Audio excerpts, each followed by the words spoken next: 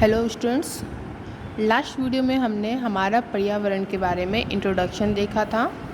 ठीक है, जिसमें पर्यावरण में दो तरह की चीज़ें रहती हैं, एक प्राकृतिक निर्मित रहती हैं और एक मानव निर्मित रहती हैं।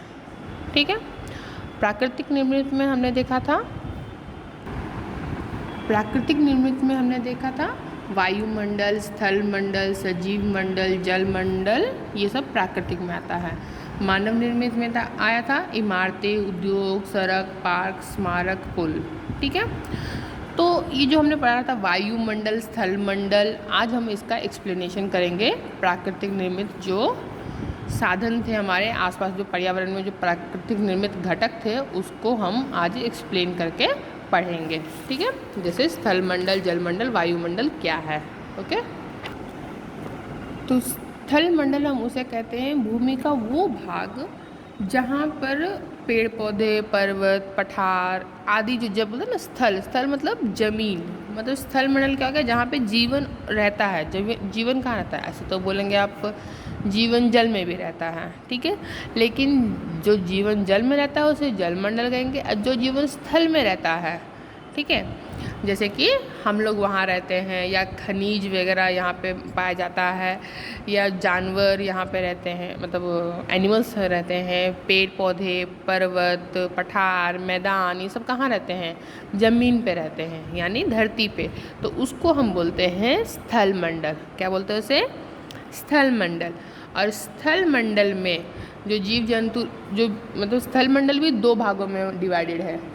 एक तो हम लोग ह्यूमन बींग वगैरह रहते हैं जहाँ मैन मेड थिंग्स रहती हैं, ठीक है, और एक प्राकृतिक रहता है। तो जो प्राकृतिक चीज़ रहती है, जैसे कि जीव जंतु प्राकृतिक है, पेड़ पौधे प्राकृतिक है, तो उसको हम कहते हैं जैव पर्यावरण। क्या कहते हैं उसको?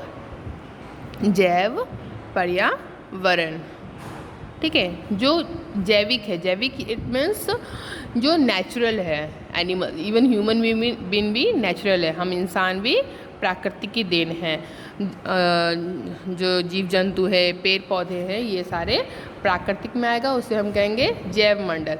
लेकिन स्थल मंडल में प्राकृतिक के साथ ले लेके मानव निर्मित सामान भी है। ठीक है, तो वो सभी हमारा स्थल मंडल में आ जाता है। ठीक है, नेक्स्ट आता है हमारा जल मंडल। जल मंडल जो जैसे कुआं हो गया, तालाब हो गया, नदी हो गया, झील, समुद्र, महासागर, ये सब क्या है? जहाँ पे जल पाया जाता है। और जल मंडल में जो प्राणी पाए जाते हैं वो सब जल मंडल में आते हैं। और अगर जल मंडल की बात की जाए तो हम उसके बिना रह नहीं सकते हैं। अगर एक दिन भी अगर हम सोचें कि हम पानी के बिना रह लें तो इमेजिन करना मुश्किल है वैसी लाइफ का, है ना। हमने लास्ट चैप्टर में ही देखा था कि जल हमारे लिए कितना ज़रूरी है। जल बिना सब सुन पढ़ा था ना हमने। तो जल के बिना हम लाइफ के बारे में इमेजिन भी नहीं कर सकते हैं। ठीक है, तो जल हमारी लाइफ में बहुत ही इम्पोर्टेंट है। स्थल भी उसी तरह से इम्पोर्टेंट है। जितने भी हमारे खाद्य पदार्थ हैं, जैसे कि जो भी हम सब्जियां, फल सब्जियां जो खाते हैं, सब हमें स्थल से ही मिलता है। जो पेड़ पौधे होते हैं वो स्थल से ही मिलता है। तो स्थल मंडल भी उतना ही इम्पोर्टेंट है जितना जल मंडल इम्पोर्टेंट है। उसके बाद हमारी लाइफ में नेक्स्ट है क्या? वायुमंडल। वायुमंडल किसे कहते हैं? तो वायुमंडल जो हमारे पृथ्वी के चारों ओर जो फैला हुआ है उसे हम बोलते हैं वायुमंडल।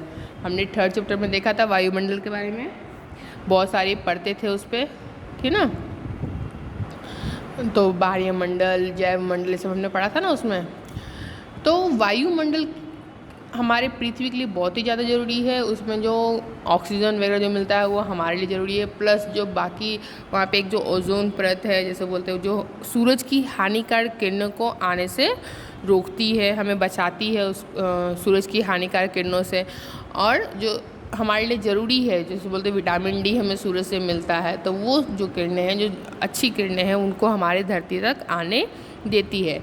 तो वायुमंडल का भी हमारी लाइफ में उतना ही इम्पोर्टेंट है जितना स्थल और जल का है। और ये सभी को लेके हम लोग एक दूसरे से समाज में जुड़े हुए हैं।